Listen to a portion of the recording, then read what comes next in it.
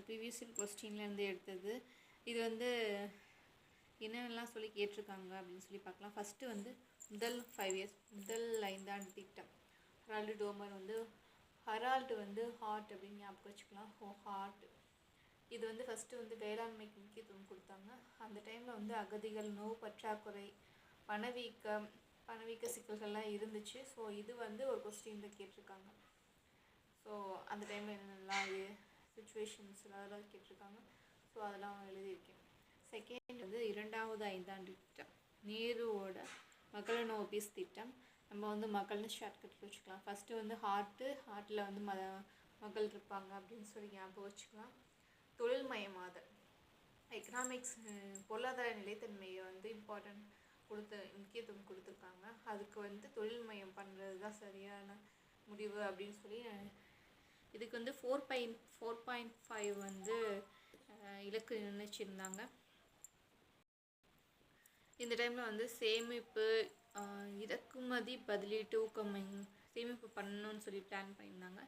அதே சமயம் வந்து இறக்குமதி வந்து நிறைய வந்து வெளியிலேருந்து இறக்குமதி பண்ணியிருந்தனால ஊக்கமின்மை நிகழ்ந்துச்சு அப்படின்னு சொல்லியிருக்காங்க.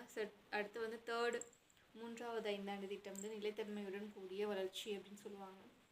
காட்கீழ் திட்டம்னு சொல்லுவாங்க. 3க்கும் 4க்கும் நடுவில் திட்ட விடுமுறை நடக்கும், திட்ட விடுமுறை காலம். அடுத்து 4th 5ஆண்டு திட்டம் வந்து சுய உருவாக்க பொருளாதாரம், சிஇஎல்பி அப்படிங்கிற ஒரு இது இங்கே வச்சுருப்பாங்க. சிஇஎல்பி மாதிரின்னா இங்கே 4th 5 இயர்ஸ் பிளான் போடணும். அடுத்து வந்து 5th 5 இயர்ஸ் பிளான் வறுமை ஒழிப்பு, 5வது நாளே வறுமை ஒழிப்பு. 6வது 5ஆண்டு திட்டம்னா தன்னிறைவு. 5 வந்து வறுமை ஒழிப்பு, 6 வந்து தன்னிறைவு, 7 வந்து முதல் முறையாக வந்து பொதுத்துறைக்கு பதிலாக தனியார் துறைக்கு முன்னுரிமை கொடுத்துருப்பாங்க. அதனால் 7 ரொம்ப இம்பார்ட்டன்ட். அப்புறம் வந்து 8வது 5ஆண்டு திட்டம் வந்து சுட்டி காட்டுவது வகை திட்டம் அப்படின்னு சொல்லுவாங்க. இது ஒரு ப்ரீவியஸ் இயர் கொஸ்டின். சுட்டி காட்டுவது வகை திட்டம் அப்படின்னா எந்த 5ஆண்டு திட்டம்னா 8வது 5ஆண்டு திட்டம். 9வது 5ஆண்டு திட்டம் சமூக நீதியுடன் கூடிய சமமான வளர்ச்சி. இந்த லைன்லாம் வந்து கரெக்டாக ஒவ்வொரு 5ஆண்டு திட்டத்துக்கும் ஒவ்வொரு வார்த்தைகள் முக்கியம். அந்த வார்த்தைகளை மட்டும் வந்து ஞாபகம் வச்சுக்கோங்க. சமூக நீதியுடன் சமமான வளர்ச்சினாலே எத்தனாவது 5ஆண்டு திட்டம்?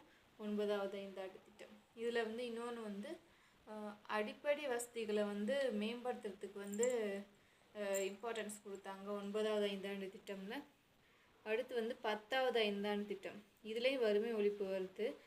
பட் வறுமை அதை விட ரொம்ப முக்கியமாக மக்கள் தொகை வளர்ச்சியை வந்து குறைக்கிறத வந்து இம்பார்ட்டன்ட் கொடுத்துருப்பாங்க. அது வந்து கொஸ்டினில் கேட்கலாம். இதில் வந்து ஜிடிபி வந்து 8% அடையிறதுக்கான வளர்ச்சியை வந்து இருக்கணும் அப்படின்னு சொல்லி பார்த்துருப்பாங்க. அடுத்து வந்து 11வது 5ஆண்டு திட்டம். இது வந்து விரைவான உயர்ந்த உள்ளார்ந்த வளர்ச்சியோட பலன் வந்து அனைத்து தரப்பினருக்கும் போய் சென்றடையணும் அப்படின்னு சொல்லி பிளான் பண்ணியிருப்பாங்க. இது வந்து கொஸ்டினில் கேட்பாங்க 11வது 5ஆண்டு திட்டம். ஸோ வளர்ச்சி பலன் வந்து எல்லா தரப்புனையும் சென்றடைவதற்கான 5 இயர் பிளான் என்னென்னா 11th போடணும். அடுத்து 12th வந்து என்னென்னா வந்து அதே மாதிரி தான் இருக்கும், சின்ன டிஃப்ரெண்ட் இருக்கும். விரைவான நீடித்த அப்படிங்கிற வார்த்தை வரும்.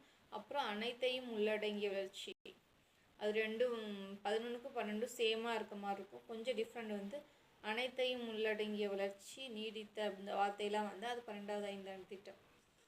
இதெல்லாம் ப்ரீவியஸ் இயர் கொஸ்டினில் வருது. ஆண்டு திட்டம் 1966 to 63 வந்து ஆண்டு திட்டம். ஓகே, பாய்.